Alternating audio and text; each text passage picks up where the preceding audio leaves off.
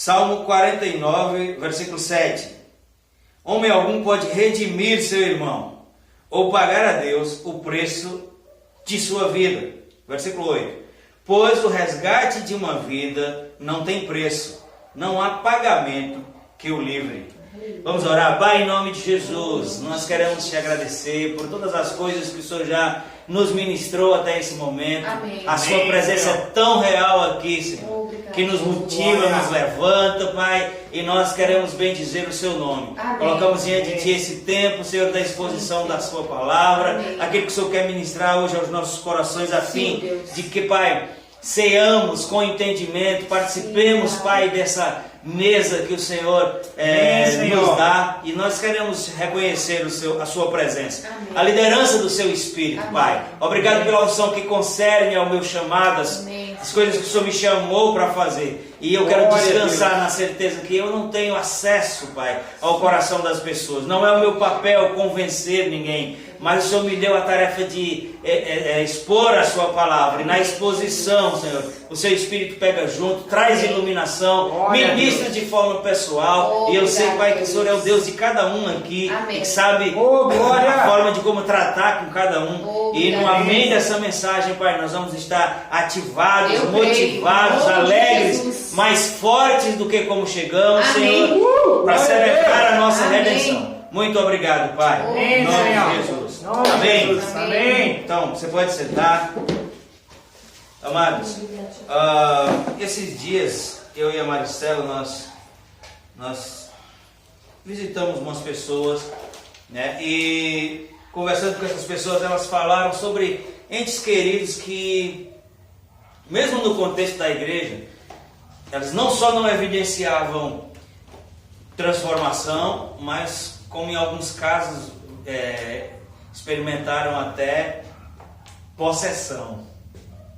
Então, aquilo me chamou muito a atenção para essa verdade, que o fato da gente estar num ambiente onde a palavra é pregada, no fato de onde a gente está num ambiente de comunhão, que a gente chama de igreja, não quer dizer necessariamente que a gente está munido da revelação que nos faz uma nova criatura. Porque uma coisa eu posso afirmar categoricamente, isso não há discordância teológica: uma pessoa nascida de novo, ela não pode ficar possessa.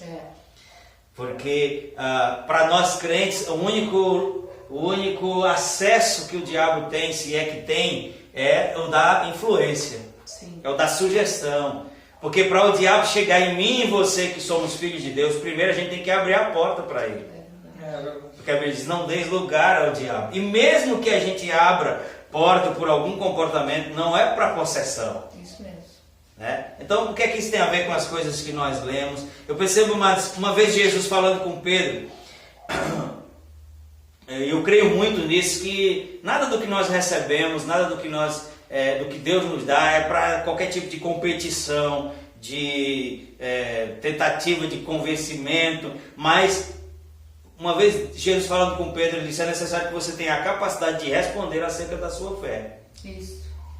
E quando nós, como igreja, agora eu falo especificamente igreja, né, denominação, quando a gente falha no papel de implantar nas pessoas a palavra de Deus, e mais especificamente, porque eu acho que isso é crucial, mas mais do que apenas implantar a palavra, a gente enfatizar, porque eu prego toda a palavra, amém? Mas eu enfatizo aquilo que diz respeito à nossa vida. Eu enfatizo aquilo que diz respeito à aliança que eu e você fazemos parte. Amém. Porque às vezes as pessoas elas se detêm muito na suposta pregação da palavra, pontuando coisas acerca da antiga aliança. E você há de concordar comigo que todas as pessoas, mesmo sendo pessoas de Deus, até a manifestação de Cristo, para elas entenderem o milagre da nova criação, elas viviam o que a religião propõe. Com certeza. Então elas estavam muito familiarizadas com regras: não faça isso, não faça aquilo, faça isso, não faça no sábado, não coma isso. E aquilo para elas espelhava, ou melhor, expressava a relação com Deus. Elas entendiam que aquilo era a relação com Deus. E hoje nós, na nova aliança, dentro de um quadro completamente diferente de intervenção de Deus, daquele, em comparação àquele que as pessoas viviam no passado, na antiga aliança. Quando a gente se detém em falar as coisas apenas pela perspectiva do Antigo Testamento, a gente também limita as pessoas a viverem por regras. Então uma pessoa chega, ela sai da sua vida prática passada e entra num novo ritmo de vida agora no contexto religioso. Aí ela aprende a como se vestir melhor, ela aprende que alguns palavrões, algumas coisas não é lícito ela falar, ela aprende que precisa deixar de beber porque uma hora ela pode ficar exposta porque a bebida entorpece, a Bíblia diz, né? E os beberrões não herdarão o reino dos céus, é o que a Bíblia diz. Ela aprende que precisa parar de fumar, não que a Bíblia diz é pecado fumar, é pecado beber, mas porque essas coisas trazem mal ao corpo. E a Bíblia diz que que o nosso corpo não pertence mais a nós. Exatamente. Não sabeis que não sois de vós mesmos, né? E que o vosso corpo é templo do Espírito Santo, 1 Coríntios 6 vai dizer. Né? Então as pessoas aprendem todas essas regras e elas começam a administrar, a viver essa relação de mudanças fora. Não faço isso, não visto mais aquilo, não vejo tal coisa na TV, não. E elas se sentem cômodas naquilo. Aquilo ministra no seu sistema de crença uma ideia de mudança de vida. Mas aí às vezes você vê as pessoas lidando com todo esse aparato de faça, não faça e cai processo numa igreja. Ver as pessoas lidando com todo esse aparato de regra, de proibição, de permissão e não ter nenhum tipo de expressão de transformação na sua vida. Porque essas coisas aqui fora, qualquer pessoa pode fazer. É verdade. Não beber, não fumar, não trair, qualquer pessoa que se propuser a não fazer mais, ela vai desenvolver uma dinâmica disciplinar de vida que vai mantê-la fora daquilo. Qualquer pessoa, inclusive sem Deus, inclusive sem a ajuda do Espírito. Logo, isso deixa implícito para mim e para você que o fato de Deus ter enviado Jesus não foi para que a gente tivesse condição de mudar hábitos externos e agora adquirir um novo formato de vida apenas onde as coisas aparecem fora. É verdade. Quando vocês estão entendendo? Sim. Amém. O que é que isso tem a ver com Santa Ceia? O que é que isso tem a ver conosco? O que é que isso tem a ver com você estar na igreja e não ter nenhuma possibilidade de você cair em processo? O que é que isso tem a ver? É que quando a gente focar de fato na realidade de que nós somos, daquilo que somos em Deus, e o passo a passo que gerou que provisionou esse lugar de estar em Deus, a gente vai perceber que a gente não está sujeito a essas coisas. Aí, o texto que nós lemos, de Salmo 49, 7, diz: homem algum pode redimir o seu irmão, ou pagar a Deus o preço de uma vida. Versículo 8, pois o resgate de uma vida não tem preço, e não há pagamento que o livre. Aqui está implícita uma verdade que era muito comum. Quando a gente lê um texto solto assim, quando eu digo a gente, eu digo nós hoje, né?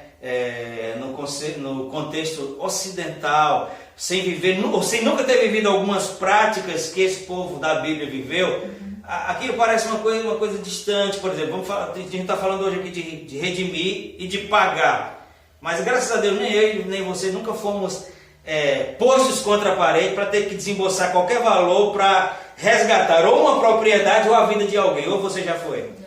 Não. Se você não me pagar tanto, graças a Deus ninguém nunca teve aqui um filho sequestrado.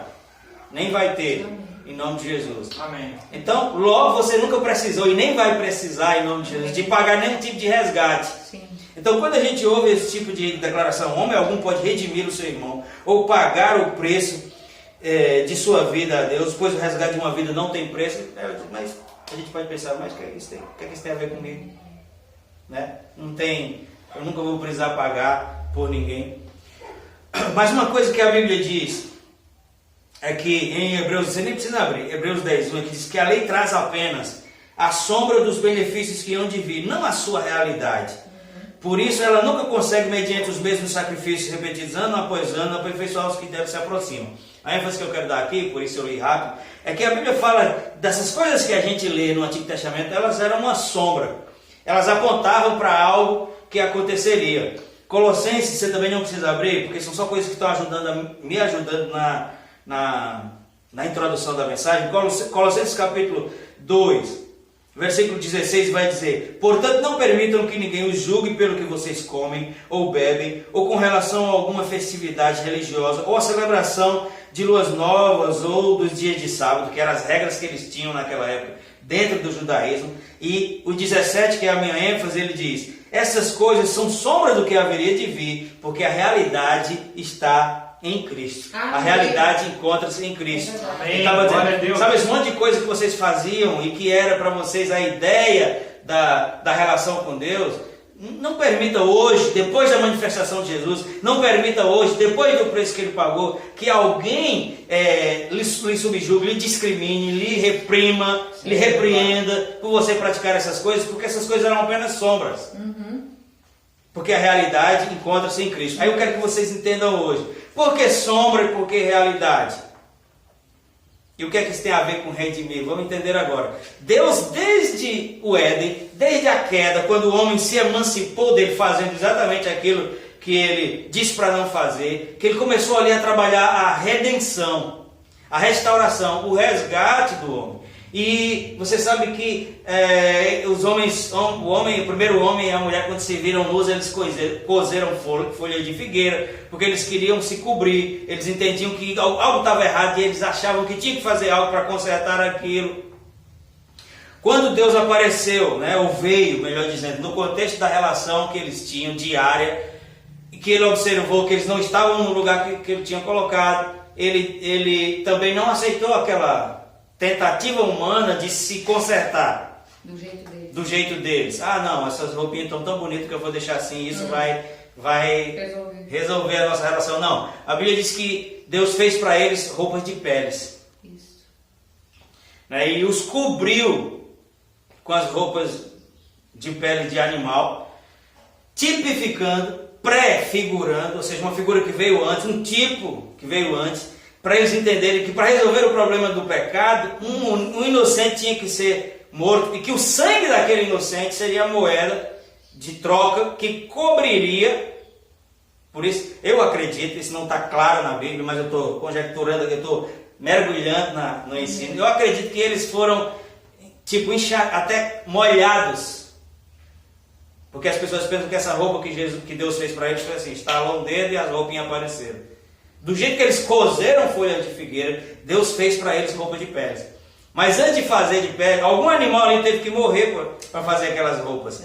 E aí eles se cobriram com o sangue daquele animal, porque aquilo sim não resolvia, mas viabilizava a reaproximação. E ali, agora falando sobre sombra e realidade, e falando sobre as coisas do passado e as coisas de hoje, desde aquele tempo, Deus fez com que as pessoas praticassem de forma sequenciada o sacrifício de animais, o oferecimento do cordeiro como oferta, para resolver o problema do pecado, que em essência é o quê? Separação de Deus. E as pessoas iam passando o tempo e elas iam sacrificando. Cada dia elas iam sacrificando. Tanto que o texto que nós lemos diz: pois a lei traz apenas uma sombra dos benefícios que onde vir, não a sua realidade. Por isso, não consegue, mediante aos mesmos sacrifícios, justificar aqueles que dele se aproximam. Então, embora as pessoas fizessem aquilo o tempo inteiro, aquilo não tinha poder de torná-los definitivamente justos, definitivamente sem culpa. Então, eles tinham que repetir sempre isso. Mas Deus fez de propósito eles repetirem isso como uma sombra de um benefício que aconteceria de forma definitiva em Jesus. Uma vez João estava pregando, antes de Jesus se manifestar, e de repente Jesus apareceu, acho que é João 1,29, ele diz: eis aí o Cordeiro de Deus que tira o pecado do mundo.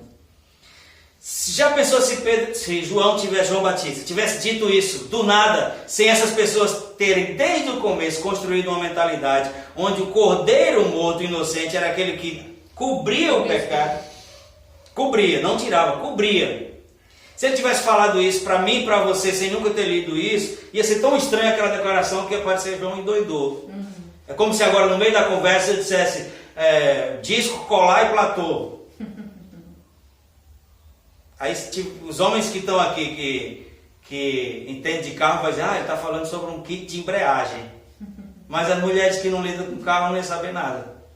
Então, quando ele disse: eis aí o Cordeiro de Deus, ele estava pontuando exatamente em cima de algo que Deus tinha colocado no coração, na vida prática deles, como sombra de algo que haveria de acontecer definitivamente. E a diferença foi que eles sabiam que o sangue do cordeiro paliativamente cobria, mas a expressão de João é tira. Eis aí o Cordeiro de Deus que tira o pecado do mundo. E eles também tinham profecias acerca daquele que um dia se manifestaria, o Cordeiro que foi sepultado antes da fundação do mundo, não para cobrir, mas para remover os pecados. E o que é que isso tem a ver com o texto que a gente leu sobre remir o seu irmão? Dessa mesma forma, amados, quando você vai ler Levítico, que é o livro da lei mesmo, das leis, melhor dizendo, onde ali está as cláusulas da lei, existem leis que foram aplicadas acerca de redenção.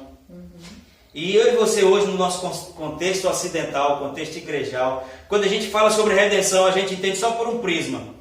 Na maioria das vezes a gente entende que redenção é salvação somente, que redenção é o livramento do pecado. Só que redenção é isso, mas é muito mais abrangente do que isso, e é o que vai nos dar, entender isso vai nos dar a condição de não só entrar na porta da salvação, mas permanecer nela na posição. Porque redenção, no sentido original da palavra, é resgatar uma propriedade. Por isso que nós lemos aqui, ninguém pode remir o seu irmão. Ninguém pode pagar a Deus o preço de uma vida, porque o preço de uma vida é muito alto e não tem quem livre. Essa é a realidade de qualquer homem natural aqui. Agora, quando eles usam essa linguagem, as pessoas entendiam por quê? Porque havia uma lei que eles estavam acostumados a administrar, que era a lei do resgatador, a lei da redenção, que tinha a ver com homens e mulheres no contexto genérico, que ou elas perdiam, as leis tinham essas leis de redenção, de remissão, de redimir, elas tinham dois focos específicos. O que as pessoas tinham, os seus bens no caso, e a própria vida delas. Então tinha leis para quando você perdia um bem, poder resgatar. E tinha leis para quando você não tivesse uma dívida e não tivesse nada, nenhum bem para pagar, você se tornaria escravo. E por isso haviam leis sobre redenção do escravo. Deixa eu só ler algumas coisas aqui, alguns textos, para você entender isso. Quantos estão entendendo até agora? Amém. Glória a Deus. Então, diferente de hoje que as pessoas entram no SPC, deixam passar 5 anos para sair, naquela realidade, uma dívida gerada, ela nunca poderia ser ignorada. Toda dívida tinha que ser paga, de uma forma ou de outra. Algumas vezes eu já falei aqui da realidade de Israel quando desceu do Egito, ou melhor, de onde estavam para o Egito, como eles foram aos poucos comprando comida com o dinheiro que tinha. Aí acabou o dinheiro. Aí depois eles foram comprando comida com os animais que tinham. Acabou os animais. Depois eles foram comprando comida com as terras que tinham. Depois acabou as terras. E depois eles passaram a comprar comida vendendo-se como escravo a Faraó. Isso. Aí, isso é a história por essa mão. De né? se tornar. Não, entenda. Essa é a história contada pela perspectiva de quem está comprando comida, né? Comprando comida para se manter. E agora a história contada pelo lado de quem está vendendo comida, na verdade eles também estavam comprando as coisas. E aqui eu vou falar sobre José, só pontuar rapidamente, porque essa época era a época onde José era rei do Egito. E ele comprou para o Egito, primeiro os bens que as pessoas tinham. Depois ele comprou para o Egito os animais que as pessoas tinham. Depois ele comprou para o Egito a terra que as pessoas tinham. E depois, quando acabou tudo, José, comprou para o Egito as próprias pessoas. Entendeu? Sim. Então, resgatando. Na verdade, ele estava comprando mesmo, porque ele era quem tinha o dinheiro. A única nação que tinha dinheiro e riqueza era o Egito. Então, todos eles ficaram nessa condição de desprovido das coisas, dos animais e de si mesmo, ou seja, carentes de redenção, carentes de serem comprados de volta ou terem de volta a sua posse devolvida. E Deus fez com que as pessoas entendessem, né? Praticassem essa lei da redenção, essa lei da remissão, para que na hora que ele enviasse Jesus, as pessoas entendessem sobre o que ele estava fazendo. Eu quero só ler algumas coisas para você entender. Toda lei, ou melhor, toda dívida tinha que ser paga, já falei, né? Se a pessoa não tivesse recurso para honrar os seus compromissos, ela deveria dar os seus bens como pagamento. E também, se não fosse suficiente os seus bens, ela deveria dar as suas terras. E se isso ainda não fosse suficiente para a quitação da sua dívida, o próprio indivíduo e às vezes a sua família deveria ser dada como pagamento. A gente vê em 2 Reis a história daquela mulher que o marido morreu e ela ficou viúva. Quando ela ficou viúva, em vez de entrar numa lei de sinistro, que chama hoje, né?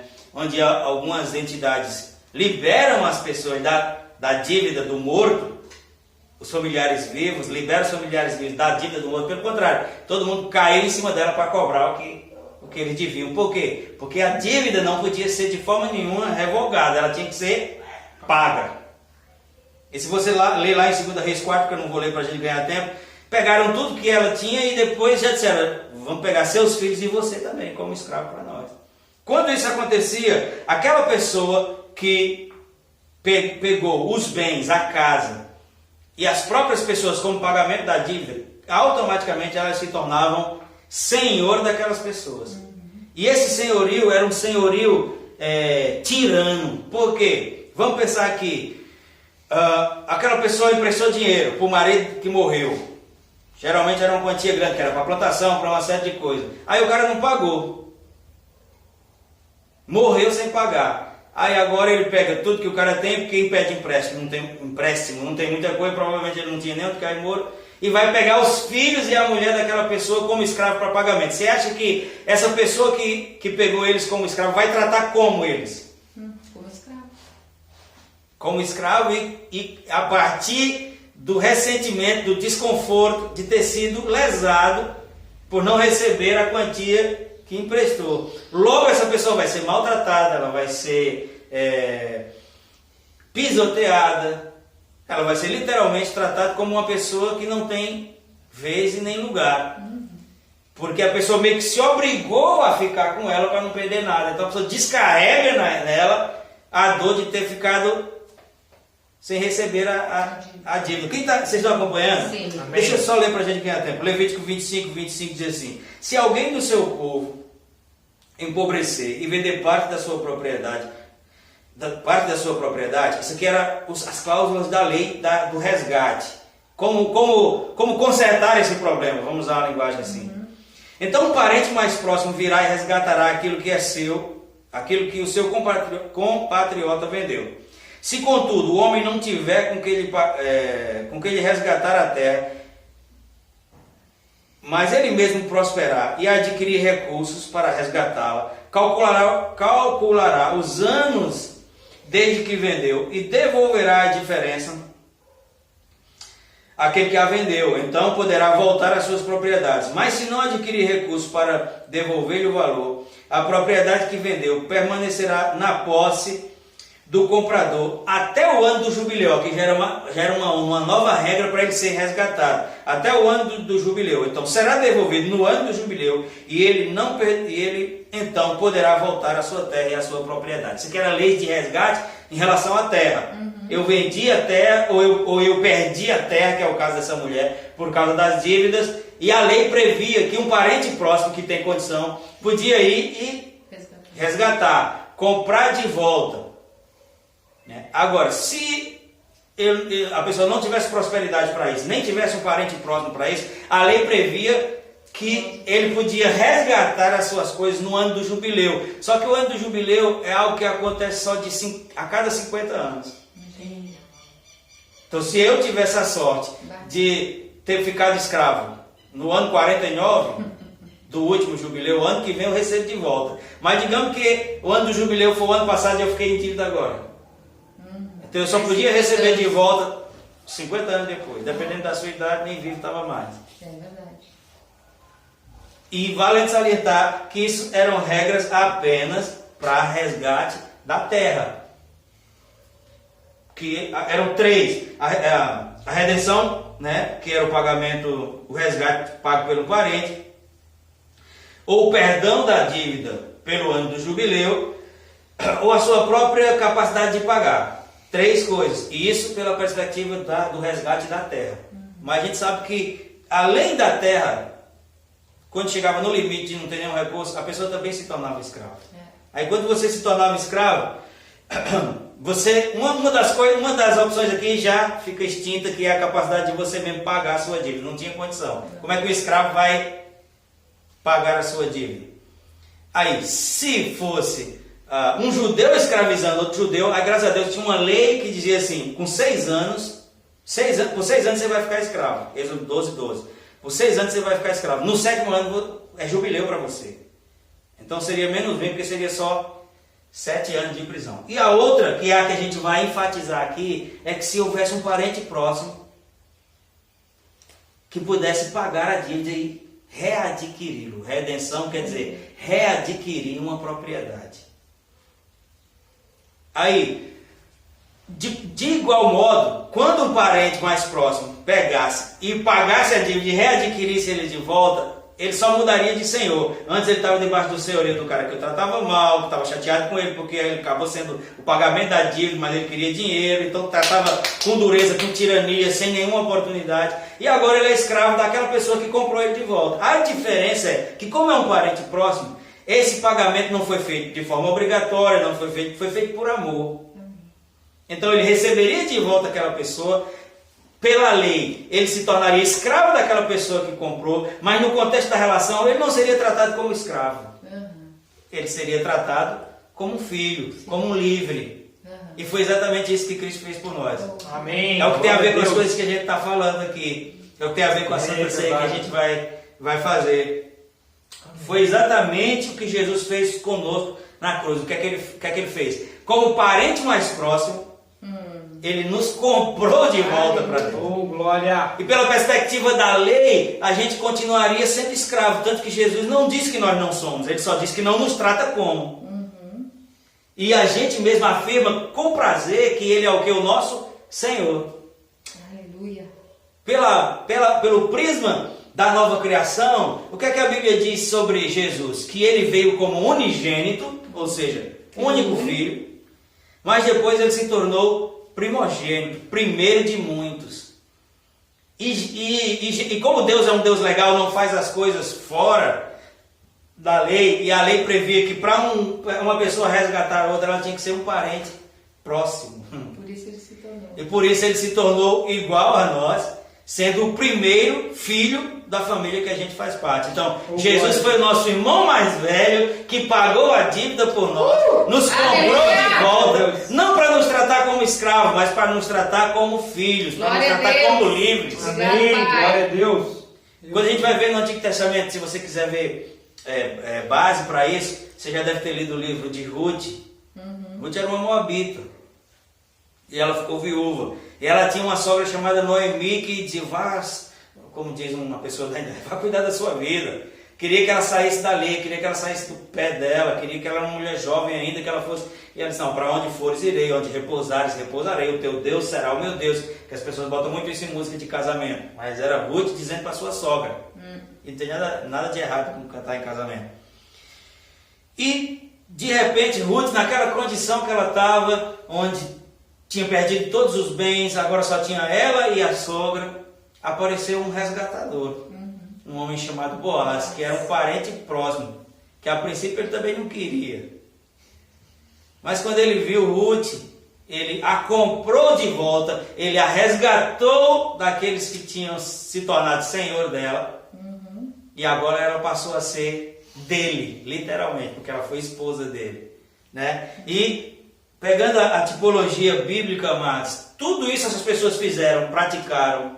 Elas valorizavam esses padrões, isso era rígidos para ela, mas por trás disso Deus estava construindo a mentalidade para elas poderem receberem Jesus como Cordeiro substituto, e quando elas entenderem que o preço fosse pago, elas também entendessem que elas tinham saído pelo ato da compra de Cristo debaixo de um senhorio que tratava com tirania, com peso, para ser tratado agora debaixo de um senhorio de Obrigado, paz, Pai. de filho, de alegria, de Glória provisão a Deus. completa. Aleluia. Onde Sim. nem o termo escravo seria mais usado. Já não vos verdade. chamo mais de escravo. Aleluia. Glória. Obrigado, Deus. Vos chamo filhos. Obrigado, Amém. Pai. Apocalipse capítulo 5, versículo 9 vai dizer assim: eles cantavam um cântico: tu és digno de receber o livro e de abrir os seus selos, pois foste morto, e com o teu sangue compraste para Deus. Oh, aleluia. Glória a Deus. Foste morto, é por isso que nós vamos celebrar a nossa redenção. Glória a Deus. Foste morto, mas com seu sangue compraste para Deus povos de toda tribo, Oh, raça, aleluia. língua e nação. Aleluia. Glória a Deus. Versículo Aleluia. 10 diz: tu os constituístes reinos e sacerdotes para o nosso Deus, e eles reinarão sobre a terra. Oh, Ei, aleluia. é passar de escravo para rei. Glória a Deus. Jesus. Aleluia. É isso que nós celebramos aqui cada vez que a gente vai cear.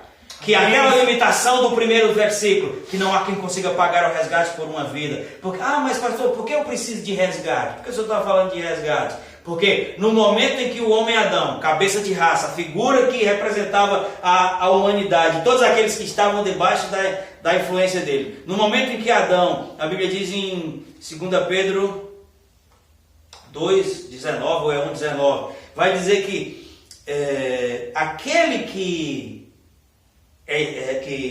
é vencido se torna escravo do vencedor. E não só Adão, mas toda a humanidade que nasceu depois de Adão, nasceu debaixo do senhorio do diabo, porque uma dívida foi gerada ali. Isso. E a dívida e a propriedade a dívida que foi gerada ali fez da humanidade propriedade legal de Satanás. Isso. No contexto, amados, onde a religião estava aqui em cima, ó, que era no contexto dos judeus, e eles se achavam bambambam porque era o povo da aliança, a ponto de nem se relacionar com quem eram de outras nações, em João 8,44, quando eles se doem, porque Jesus fala sobre, antes, João 8,32, e conhecereis a verdade e a verdade vos libertará. Eles se agitam, se ofendem com aquilo. Para que liberdade se a gente nunca foi escravo? Até dando amnésia, porque eles estavam debaixo de escravidão, ó, Desde sempre. desde Babilônia. Não era uma escravidão, mas não tinha soberania, tinha nações sobre eles. Mas a gente nunca foi escravo, porque você está falando sobre ser livre. Nós temos por pai Abraão. Aí Jesus respondeu com amor, com jeito, disse: não, se Abraão fosse seu pai, vocês andavam nos mesmos passos de fé dele. Mas vós tende por pai o diabo. João 8,44. Deu no meio. Eita. Porque nós estamos aqui a cada dia celebrando a obra de Cristo, porque não foi a nossa escolha, mas nós herdamos a separação. Oh, glória. Nós herdamos de Adão a separação. Assim como também não foi escolha de Jesus, mas nós herdamos dele a Oh, justificação. glória a Deus. Obrigado, Aleluia, Jesus. Senhor. Muito E a obrigado, necessidade Pai. da redenção, a necessidade de redimir, é porque as pessoas se fizeram escravas Obrigado, Jesus. do diabo, e eles as tratavam assim e as tratam. Eu Aqueles sou que livre, estão Senhor. debaixo do espírito da desobediência, a fé Amém. hoje em dia, são tratados como? Com dureza, com tirania. As pessoas pagam um alto preço para servir a Satanás, e no final ele as mata É verdade. da forma mais triste, dolorosa e difícil de administrar. Mas aí a Bíblia diz que Deus enviou Jesus na plenitude dos Oh, tempos. glória. Obrigado, Pai. Para ser o quê? Aquilo que João diz. Olha aí o Cordeiro, É verdade. que vai pagar o preço, que vai tirar, que vai nos readquirir. Redenção é readquirição de posse. Amém, Senhor. É adquirir de novo uma posse perdida. Oh, glória. Glória a Deus. Amém. Estão comigo, amados? Amém, Senhor. Colossenses 1,13 vai falar sobre isso. Pois ele nos resgatou do domínio das trevas e nos transportou para o reino do seu Filho amado, a quem temos o quê? A redenção. A quem temos a redenção, a saber, o perdão dos pecados. O que é o perdão dos pecados? É a remoção da dívida. O perdão dos pecados é a remoção da culpa. Amém, Senhor. Aleluia. E ele riscou o escrito de dívida, o documento. Observe que o texto vai dizer: nos resgatou Amém, Senhor. e nos transportou. Resgatar é a mesma coisa de redimir. Aleluia. Resgatar é pagar para ter de volta. Voltando a falar sobre sequestro aqui, quando bandido sequestra uma pessoa, ele só devolve mediante pagamento de resgate. Por isso o diabo não pode ficar dizendo que ele tem acesso à sua Não vida. tem Ele não mesmo. pode ficar ali tocando só em nome das coisas que se veem, porque você tem dono. Amém. Nós não Glória. estamos aqui porque Aleluia. a gente caiu de paraquedas. Um preço foi pago e isso tem valor. Glória a Deus. Quando você vai comprar uma coisa que você gosta, Obrigado, Jesus. o valor que aquilo tem é determinado pelo preço que você está disposto a pagar. Sim. Está comigo? Uhum. Quando você compra um bem caro, você fica todo cuidadoso com ele. Por quê? Porque, Sabe o preço que foi porque você sabe o preço que você desprendeu para pagar. É. E o diabo trabalha todo dia no sentido de dizer que a gente não é nada, que a gente não vale nada. Olha para o preço que foi pago. Você quem vai saber o valor que a gente tem. Oh, obrigado, Senhor. Amém, Senhor. A gente tem que olhar para nós agora quando a gente chegar na frente do espelho a partir do preço que foi pago. Vai. Oh, glória. É verdade. Às vezes as pessoas dizem assim, Jesus morreu por mim para me dar valor. Não, Jesus morreu por mim para revelar o valor que a gente É tinha. verdade. Porque o valor é Ele revelou revelado, o valor que eu tinha. a importância é revelada pelo valor que é pago por aquilo. Oh, obrigado. É verdade. Então comigo, olha Amém. só. O texto diz que ele nos resgatou das trevas e nos transportou para o reino do Filho do seu amor, em quem temos a redenção. Aleluia. Glória a A Deus. saber, o perdão dos pecados, a remissão da culpa. Aí o texto continua e vai dizer assim, nós lemos Colossenses 1,13, agora 13, agora 1,14. E cancelou o escrito de dívida. O que é isso? Era o documento. Você percebe que agora tudo faz sentido. Aham. Quando as pessoas se tornavam escravos, estava um documento ali. Alexandre não conseguiu pagar a conta. Esse escrito aqui é um escrito de dívida. Ele me deve, por esses seus filhos me pertence, sua esposa me pertence. Toda a terra que ele tinha, que eu acho que era nas unhas, né? A gente quando não tem dinheiro só tem terra. Só tem terra nas unhas. Toda a terra que ele tinha agora pertence a mim. Isso é um escrito de dívida. É. Só que quando Jesus pagou, a Bíblia diz, e cancelou o escrito de dívida que consistia em ordenança que era contra nós. Imagina. Naquele escrito de dívida só tinha coisa contrária. É verdade. E diz, ele removeu pregando na cruz e tendo, Aleluia. olha a expressão, e tendo despojado principados e potestades. Oh, Essa Deus. linguagem despojado também era uma linguagem muito comum nesse contexto. Dizia assim, fulano saiu para guerrear com não sei quem, guerreou, venceu e pegou o que? Os despojos. O que é despojar? É pegar as coisas de valor que o outro tinha. Toma. E aqui a Bíblia diz que ele cancelou o escrito de dívida que constava em ordenanças contra nós, removeu pregando na cruz e tendo despojado principados, poderes e autoridades, fez dele um espetáculo público triunfante sobre eles na cruz. Esse despojar quer dizer pegar as coisas de valor. Preste atenção, qual é a única coisa de valor que o diabo tem que interessa a Deus? As nossas vidas. Nossas vidas.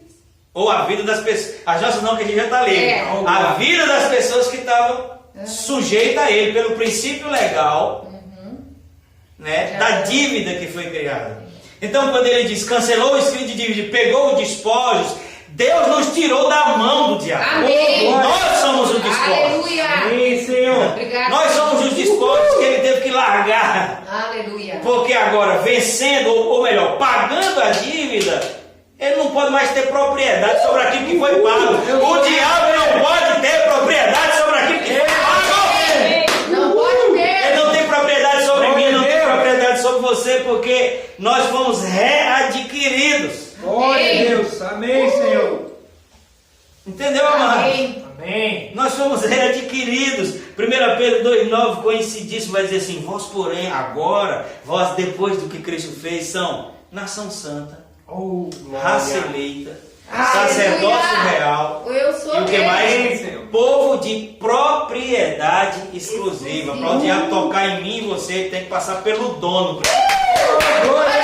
Para a doença entrar na minha e na sua vida, ela tem que passar pelo preço que foi pago. Primeiro que chegou verdade. E a Bíblia Aleluia. diz, nada tem força suficiente para passar por isso. Aleluia. Então, Aleluia. usufrua da sua liberdade. Aleluia. Glória a Amém. Deus. Aleluia. Eu quero encerrar. Aleluia. Mensagem boa é a Obrigado, curta. Jesus. Só para a gente entender. O Senhor Jesus nos comprou para si. És verdade. Amém. Obrigado. Então, amados, nós pertencemos a Ele. A Bíblia diz que o preço que Ele pagou para nos comprar não foi qualquer coisa. Preço de cruz. 1 Pedro 1,18 vai dizer: pois vocês sabem que não foi por meio de coisas perecíveis como prata e ouro. Perspectiva humana, coisa valiosa, prata e ouro. As duas coisas mais valiosas. E aqui ele está dizendo, comparado ao sangue de Jesus, isso é Nada. coisa perecível. Ele diz, por isso vocês sabem que não foi por meio de coisas perecíveis como prata ou ouro que vocês foram redimidos da antiga maneira vazia de viver, transmitida por seus antepassados. Versículo 19, mas foi pelo precioso sangue de Jesus, como de um cordeiro sem mancha e sem defeito. Aleluia. Amém. Glória a Deus. Obrigado. Redenção não é só o livramento do inferno. Redenção é o preço que foi pago para que nós deixássemos de ser propriedade do diabo e passássemos a ser propriedade de Deus. Porque nós comemos o pão e bebemos o cálice para celebrar a nossa redenção. Aleluia. Deus. Celebrar a nossa propriedade. É verdade. Isso aqui, amados, é testemunho de cobertura. Quando nós estamos na igreja, no ambiente da igreja, quando a gente está ceando, essa mensagem ela é renovada no Reino do Espírito. Amém. Por isso que Deus diz, Jesus disse, faça todas as vezes. Isso. Sempre que fizerem, faça com essa intenção, entendendo que é em memória de mim. Que memória é essa? Daquilo que ele fez, do Amém. preço que ele pagou. É por isso que Isso. Paulo diz, foi o sangue, né? O corpo que foi moído pelas nossas transgressões e o sangue que foi derramado pelas nossas iniquidades. Amém. Amém.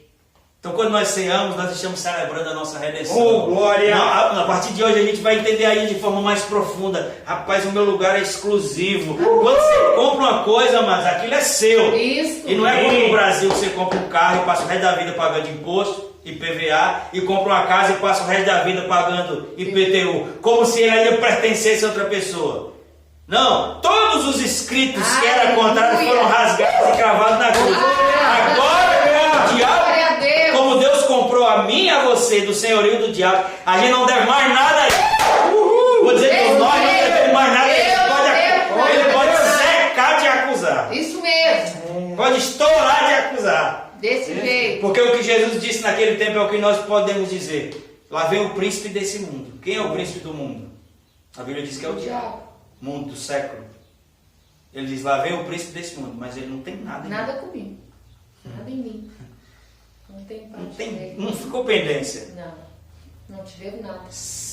A conta era parcelada, a dívida era parcelada. Lá no Éden. Criou-se uma dívida agora parcelada, em tantas parcelas. Só que quando Jesus veio, ele pagou tudo de uma vez. Oh, glória! Aleluia.